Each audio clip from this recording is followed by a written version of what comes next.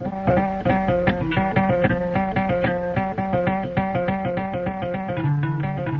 thank you again for tuning in.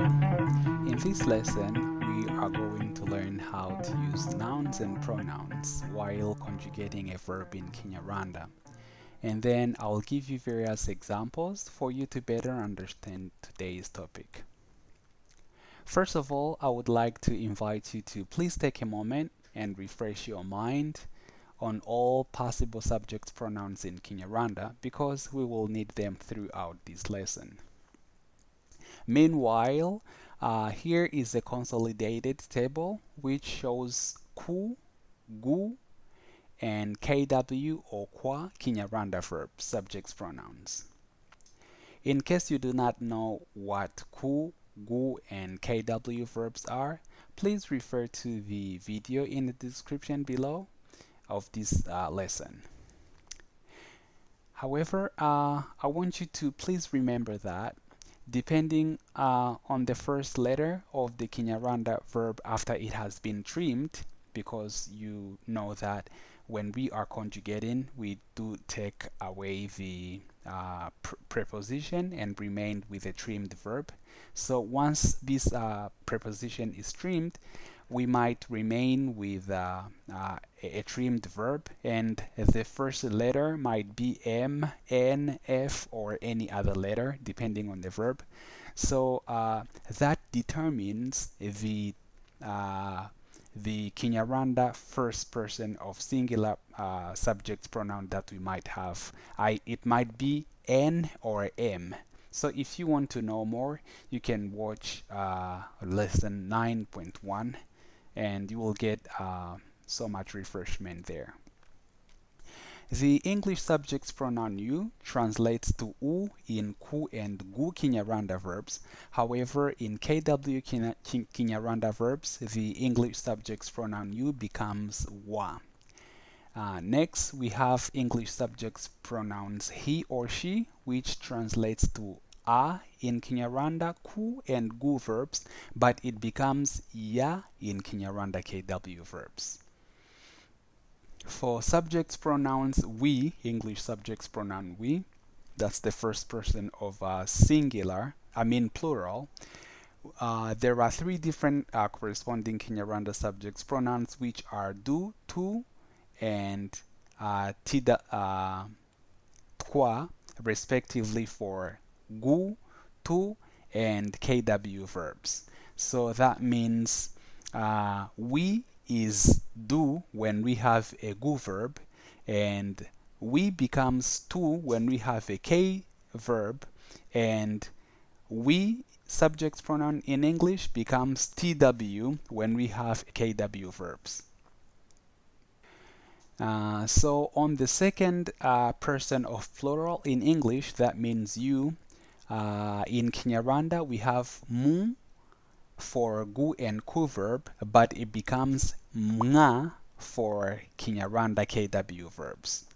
At last, we have the English subject pronoun they, which translates to va for ku and gu verbs, as well as v for Kinyarwanda KW verbs. So it's really important while conjugating Kinyarwanda verbs, you have to master these rules.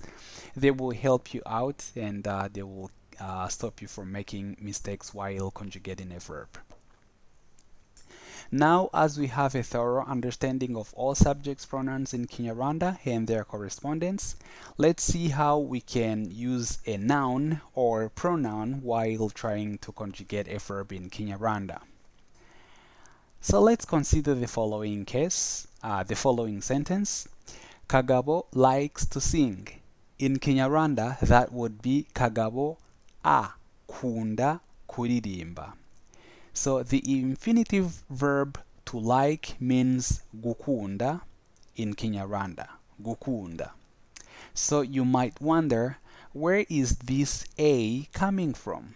And why can't the Kinyarwanda translation of Kagabo likes to sing just be Kagabo kunda kuririmba without adding this a here? That's because of the morphology of Kinyarwanda and other Bantu languages. So all these languages have one thing in common. which is they won't let a conjugated verb linger around by its own without specifying a subject pronoun which is modifying them. In this case, the name Kagabo is a third person of singular subject pronoun, thus it passed the Kinyarwanda third person of singular pronoun a to the conjugated verb gukunda, and that's why we have this a here. In other words, even if you might already have a subject in Kinyarwanda or any other Bantu language, you will still have to mention the appropriate subject pronoun while conjugating a Kinyarwanda verb. So using the appropriate subject pronoun. So I hope that is very clear. Now let's take a look at another example. Ganza and I walk very fast. So I think you can see that Ganza and I can be replaced as we because that's a subject pronoun, I and Ganza. So in Kinyarwanda that would translate to Njewe na Ganza tugenda vuba vuba. Njewe na Ganza tugenda vuba vuba. Again, instead of saying Njewe na Ganza genda vuba vuba, we had to also emphasize that Ganza is being modified by we because Ganza and I can be replaced by we subject pronoun. Thus, we ended up putting these two subject pronoun here in order to have Njewe na Ganza tugenda vuba vuba. In fact, you will even hear many Bantu language English learners saying things like me, I don't know. Me, I don't like this. Me, I like to do that. Instead of saying, for example, I don't know, I don't like to do that, they will always have to specify the subject pronoun even though we already have a subject in a sentence. That's how our language is really architectured. Now it's time for you to do some practice. Please try and write the following sentences appropriately. The first one is Kamana dash dash gukina ruhago. So I want you to fill in the dash with the verb gukunda conjugated in simple present tense. And the second task for you will be njewe dash dash saa kumi. So in the dashes, I want you to fill in a verb kugenda, conjugated in near future.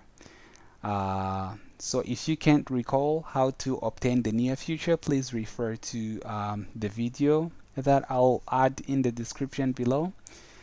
And after filling in those gaps, the first sentence will mean Kamana likes soccer, and the second one will mean I'm leaving or I will leave at 4.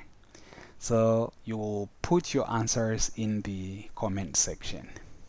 Thank you so much for watching this lesson. Please do not forget to subscribe to our channel, like our videos, and share them with your friends. You can follow us on Instagram by clicking the link in the description below and check various posts that we've got there for you, or you can follow us on Facebook by clicking the link in the same description box and get to leverage those valuable contents that we've got there as well. That's all for today. See you next time. Nahuta.